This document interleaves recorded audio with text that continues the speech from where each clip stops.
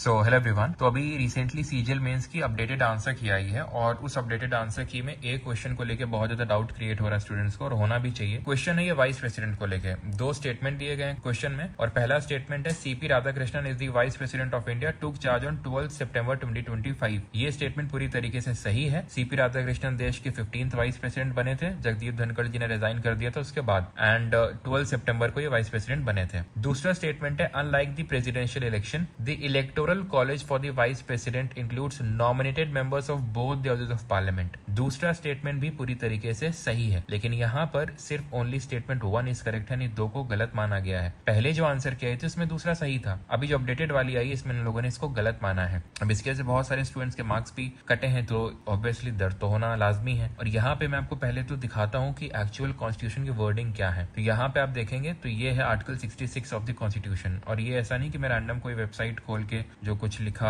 हुआ है वो नहीं दिखा रहा हूँ। एक्चुअल जो कॉन्स्टिट्यूशन की बुक में लिखा हुआ है, इंडियन कानून वाली जो वेबसाइट है वो है। तो एक्चुअल बेयर एक्ट आप खोलोगे तो उसमें यही वर्डिंग आपको देखने मिलेगी। The vice president shall be elected by the members of N electoral college. Electoral college मतलब जो लोग वाइस प्रेसिडेंट के इलेक्शन में हिस्सा लेते हैं, consisting of the members of both the houses of parliament. Members of both houses of parliament, ये है इंपॉर्टेंट चीज। बाकी तो वहां पर लिखा हुआ है proportional representation, single transferable vote और सीक्रेट बैलेट से चुनाव होगा। लेकिन नोट करने वाली बात यहाँ पे है कि बाय द मेंबर्स, मेंबर में इलेक्टेड भी आ जाते हैं, नॉमिनेटेड भी आ जाते हैं। दो it is not explicitly mentioned here कि इलेक्टेड भी होंगे, नॉमिनेटेड भी होंगे। जनरली आप वेबसाइट पे खोलोगे, नॉर्मली कोई भी वेबसाइट पे, तो वहां पर आपको ऐसा ही मिलेगा लिखा हुआ कि elected plus nominated, elected and nominated. यहाँ पे ऐसा नहीं लिखा, मतलब एक्चुअल कॉन्स्टिट्यूशन की बुक में ऐसा नहीं लिखा है। दैट डज नॉट मीन कि नॉमिनेटेड वाले हिस्सा नहीं लेंगे। दैट डज नॉट मीन कि ये जो दूसरा स्टेटमेंट अभी मैंने आपको दिखाया वो गलत हो जाएगा। क्यों?